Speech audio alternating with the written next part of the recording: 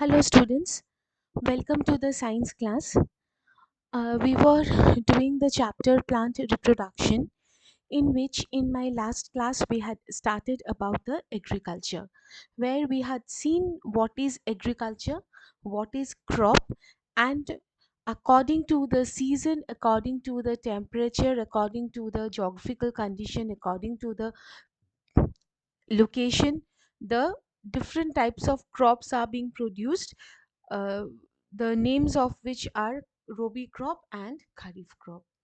In today's class, we will learn about the methods how to increase the crop production. In this context, we will know the difference between the manure and the fertilizer, and also different methods by which we can increase the crop production. So, let's proceed. First, we have to know what is the difference between the manure and the fertilizer. Now, before that, why do the manure or fertilizers are essential for the soil? Because when the crops they are grown in the field year after year, that time the after constant cultivation, the soil becomes very much poor in minerals. So in order to enrich the soil with the minerals, the farmers keep on adding different types of fertilizers and the manure into the soil, so that the soil can be refilled with the minerals and they can improve their quality. Now, why do the minerals are important? Because minerals are important for the growth and nourishment of the plants. If the soil is without the minerals, without the proper nutrients, then automatically the plants will not grow properly, the crop will not grow properly. So the entire population's food will not come in adequate proportion, in adequate quality, as well as adequate quantity from the crop. Okay, so in this context we have to learn what is the difference of the manure and the fertilizer. Okay, so before that, we need to know some of the important fertilizers are ammonium sulfate, super phosphate, super nitrate. So these are the some of the important manure, and fertilizers are majority the end natural products which are coming from the uh, decomposition of the dried leaves, as well as the dropping of the animals. And these fertilizers are also added to the soil in order to increase the quality as well as fertility of the soil. So let's see the differences. First one, manure is the natural substance obtained by decomposition of cow dung, human waste and plant residue. As I have told just now, manure is the substance which is entirely natural. So they can be obtained from the cow dung. Not only cow dung, different types of animal excreta, human waste, plant residue, all these are collected together to form the manure. On the other hand, fertilizers are all chemical substances. Basically they are inorganic substance. So manure can be prepared in the field, as the manure is natural, so they can be prepared in the field. But on the other hand, fertilizers are all man-made, all artificial, so they can be prepared in the factories. Now, manure gives a lot of humus to the agricultural field. In this context, I must tell you what is the humus, that is the organic substances which are present in the soil, which increases the fertility of the soil. Okay, so manures are the substances which are increasing the humus quality in the soil, or the humus in the soil. On the other hand, the fertilizer, they are chemical, so they don't bring any humus to the soil. Fertilizers, manures are relatively rich in plant nutrient, whereas fertilizers are rich in plant nutrient like nitrogen, phosphorus and potassium. So manure is, sorry, relatively less rich. That means I had mentioned before, it is rich, I mean it is less rich. That means the richness, that means they don't add much quality to the or much quality to the soil in terms of chemical fertilizer, in terms of certain chemicals or nutrients, whereas fertilizers keep on adding these nutrients to the soil. And manure is, it's consumed slowly by the plant, because of the reason that manure does not dissolve in water. Obviously you had seen that plants take out or absorb the water which is being supplied from the soil. Obviously plants cannot eat or cannot take the dry substance. The substance has to be dissolved in water, then only plants with their root system can absorb them. So in this regard we can say that manure is not very easily soluble. So as a result of which, plants take the manure in a very slow form. But fertilizers are soluble in water, that is why they can be consumed easily by the plants. Okay, so these are the difference between the manure and the fertilizer. Both are used in terms of increasing the quality of the crops in the field, but both are having some positive as well as negative side effects. So here in the picture you can see different types of manure and fertilizer. So manure is here, you can, the picture you can see, it is basically the natural substances, whereas fertilizer all are man-made substances. And manure has got certain differences, certain divisions, like the fermiard manure, the green manure, vermicomposting, sludges. All these classification of the manure you will learn in the higher classes. On the other hand, you can see some of the pictures of chemical fertilizer like ammonium sulfate and superphosphate. Now coming to a very important topic, that is how the growth of the crops and the production can be increased, because ultimately we are taking that much effort, we are doing this much work, only our intention is to increase the crop production so that the entire population of the world can be fed with it.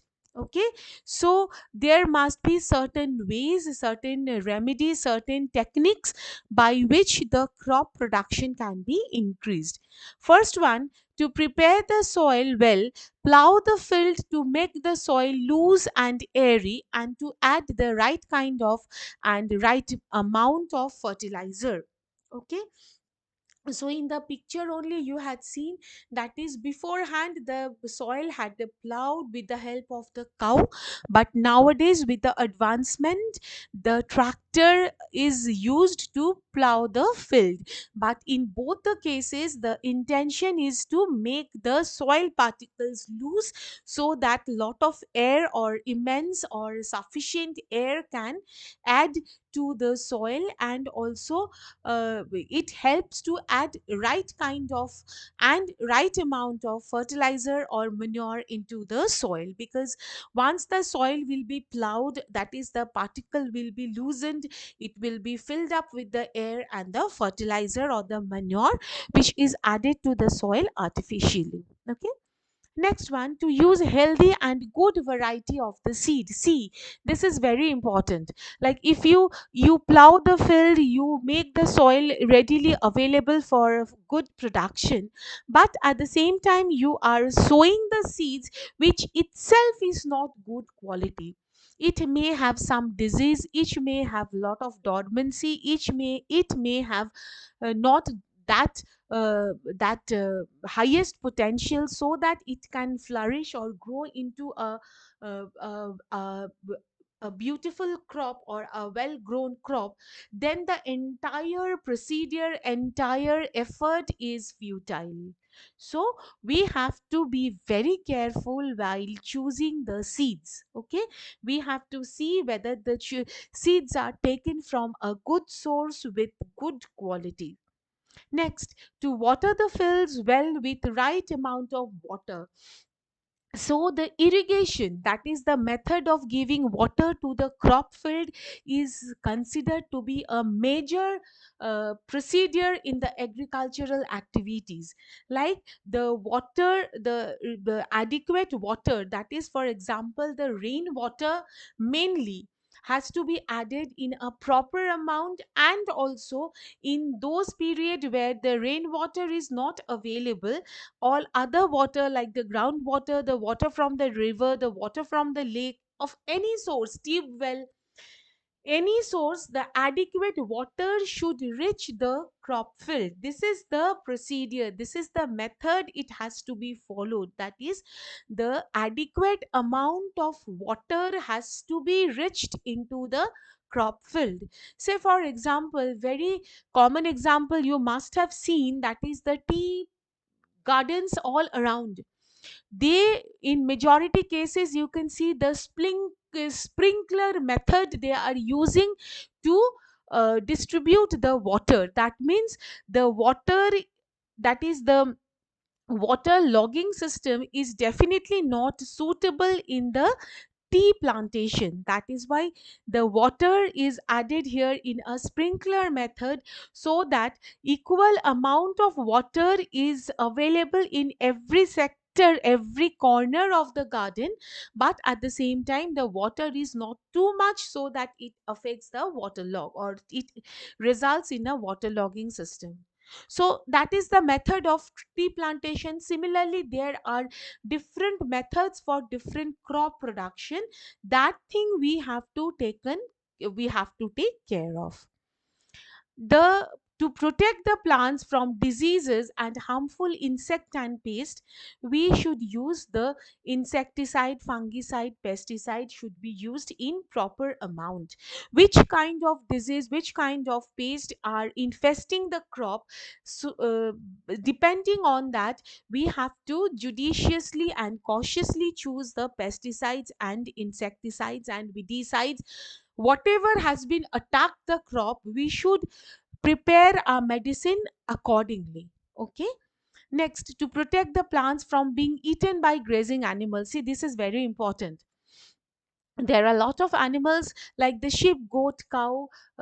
They are grazed in the fields open, and it is not possible every time the person who's taking care of these animals has to run around the field in order to see whether the crops are being affected or not. So we have to take some measures, we have to take certain measures to protect the crops from these grazing animals, because grazing animals automatic intention will be, if there is a little smaller crop, they will go and attack the crop for want of food, obviously.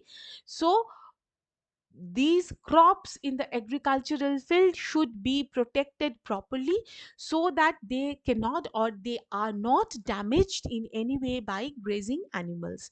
And lastly but not the least, we should store the harvested crop properly, because the season when we harvest the crop, immediately we don't eat them, we keep them for storage in a year or two or so. So the storing has to be very consciously and cautiously we have to do, like the proper moisture, proper uh, temperature has to be maintained, and moreover it has to be seen very very clearly that the different, that any type of germs may not affect them, because they are kept in a closed place. So if they are being affected, one is being affected by a germ, definitely that would be infect the whole amount and the whole system, whole that the how many of the crops are remaining within that granary will be affected. Okay, and also at the same time we should have a look properly to the insects or the pest whichever going into the crop field. We should have to be very sorry, not crop field, the granary. We should have to be very conscious so that no crop is damaged by these insects. Okay, so I think if one follows these methods, the healthy and adequate crop production is definitely possible through agricultural practice. I hope you had known by this class that the how the crops are being produced judiciously, what is the use of manure and fertilizer, and how to increase the crop production. So this chapter is completed. Next class we will start with the exercise questions. Till then, all of you stay safe. Thank you.